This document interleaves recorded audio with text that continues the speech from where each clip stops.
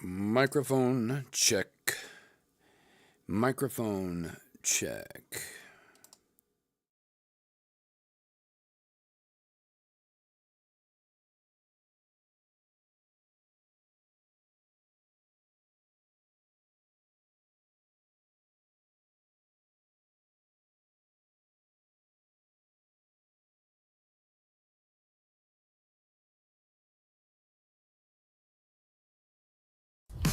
All right, microphone check. Here we go. Let's make this happen. Let's make this count. In the world of high-end music production, it's easy to get caught up in the spec sheet culture, the allure of a high-priced compressor plugin, a boutique tube preamp, or the latest industry standard synthesizer. However, as you've likely found through your own work with Subeffulgent Mix Engineering, that is me, the reality is that expensive tools are merely high-resolution mirrors of the decisions made behind them. In other words, if you have a high-res expensive tool and your mix sounds like trash, then you have high-res trash that costs a lot of money.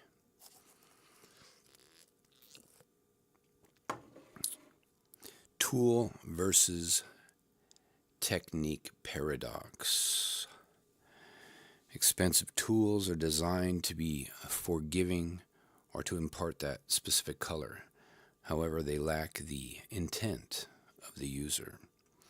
If a mix is poorly balanced or the arrangement is cluttered, a $400 saturation plugin will not fix it.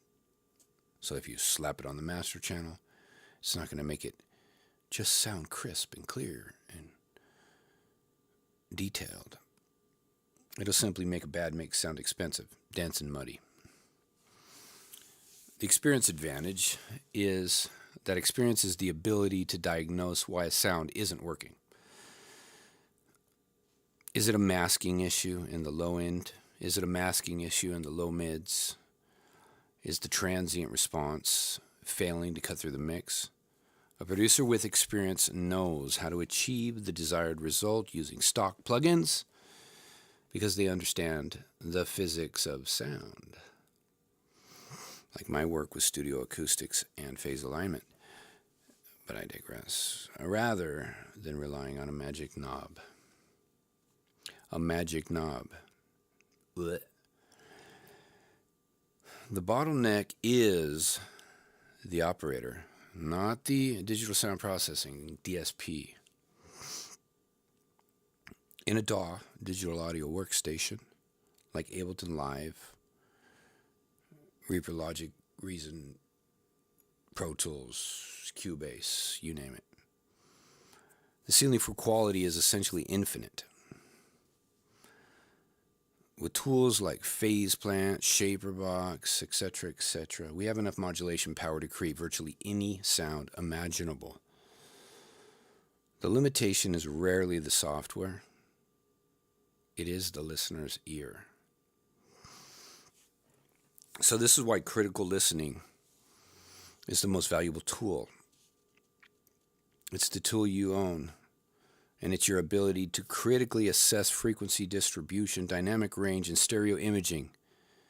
Having a $2,000 plugin doesn't help you if your ears aren't trained to hear the buildup at 300 hertz or the phase cancellation occurring in your sub bass. You are already investing in this through your work on acoustic panels and neutral monitoring environments. That it is an experience led by investment and time, not just gear purchase. So use your ears, listen to reference tracks.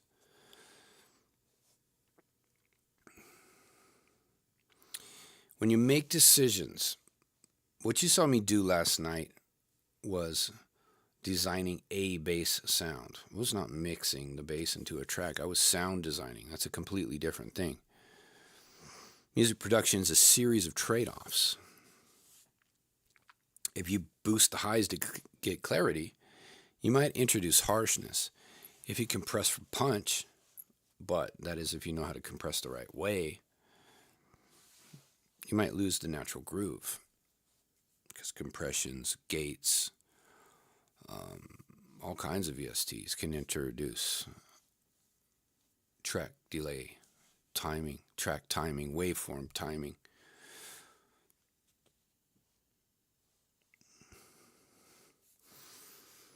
The experienced producer knows when to stop. Often, the expensive sound comes from the restraint.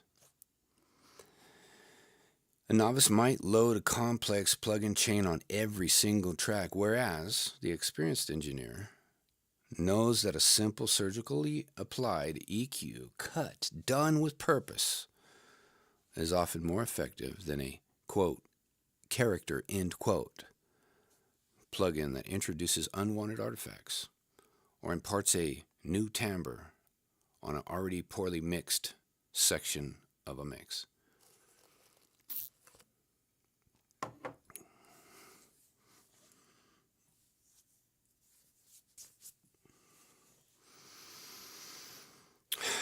The sub-effulgent mix engineering perspective. Yes, that is me.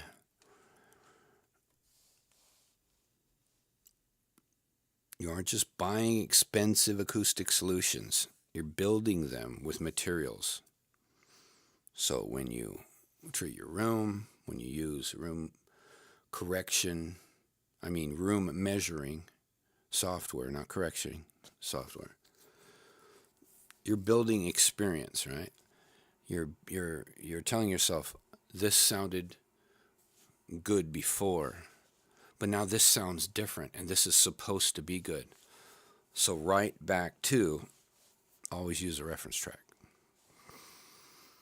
If you can go in your car, and you could be coming home from a rough day at whatever job you have, or you're at home in your remote position, or you're at the office, and you could pop in music that you like, and it sounds good, and you make that kind of music, then you better be grabbing those reference tracks. It's real simple.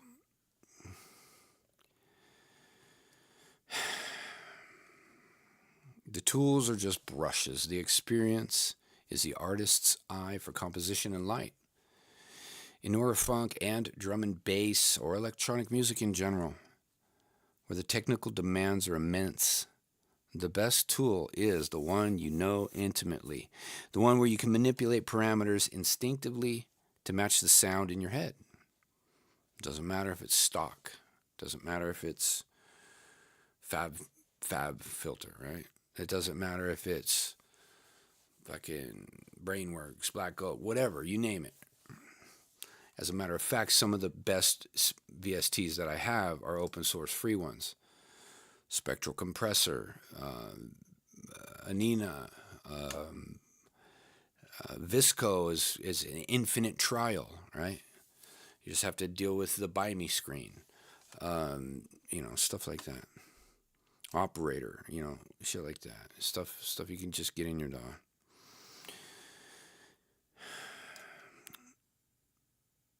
That's it. Done. I have nothing more to really say. So, that's all there is to it.